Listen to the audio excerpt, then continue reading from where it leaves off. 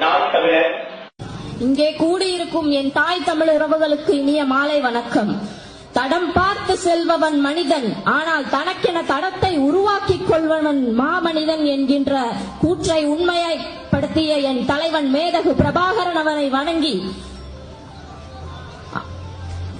பதுங்கு குழியே தங்கள் வாழ்க்கை என்று இந்த உலகமே ஒருவித ஆடம்பரத்தை நோக்கி நகர்ந்து கொண்டிருக்கும் வேளையில் அவர்களுக்கு அளிக்கப்பட்ட வரிச்சீருடைகளை மட்டும் அணிந்து கொண்டு காடுகளில் தங்கி பதுங்கு குழிகளில் பதுங்கி தங்கள் இன்னுயிரையும் தம் இனத்திற்காக இந்த எங்கள் மாவீரர்களுக்கு வீர வணக்கத்தை செலுத்திக் கொள்கிறேன்.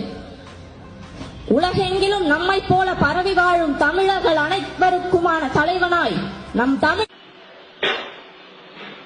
நான் தமிழர். வர 2016 தேர்தலில் திராவிட கட்சி, ஜாதி கட்சி, மத கட்சி இந்த 3 கட்சி எதிர்த்து நாம் தமிழர் கட்சி உங்க பிள்ளைகள் நாங்கள் போராடிட்டு இருக்கோம்.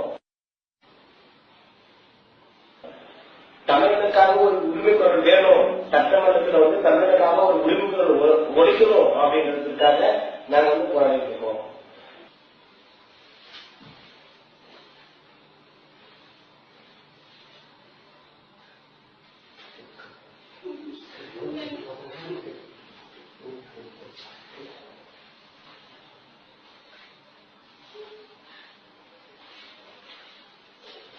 நான் தருமபுரி மாவட்டம் பாலக்கோடு மாவட்டம் சட்டமன்ற தொகுதியில் தலைமை ஒருங்கிணைப்பாளராக செயல்பட்டு வரேன்.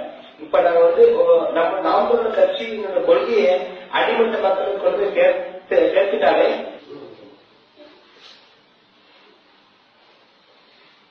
அவங்க புரிஞ்சு நமக்கு வாக்கு நமக்கு கிடைச்சிருவாங்க.